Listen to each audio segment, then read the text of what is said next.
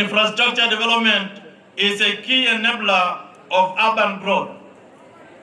To improve connectivity and support local businesses, we have commenced the construction of a 3-kilometer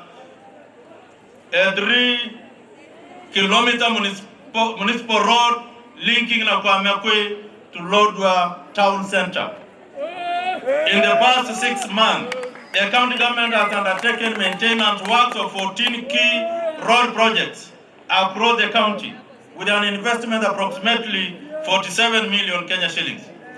These efforts have seen a total of 173.4 of road network improved, ensuring smoother connectivity for our people. Fellow residents, I reaffirm my commitment and that our administration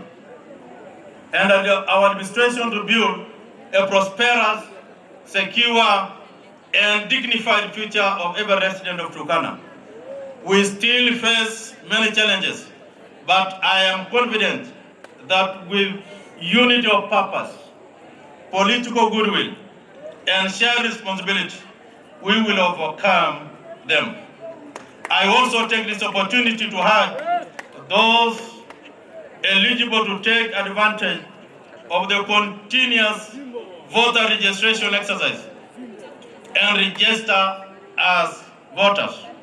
Your vote is your choice, and it's your voice, and your participation is the foundation of democracy. Let us register in large numbers so that our voice continues to shape. We want to take this opportunity to wish our students good atmosphere, success in their exams. May God bless you. Happy Mashujaa Day.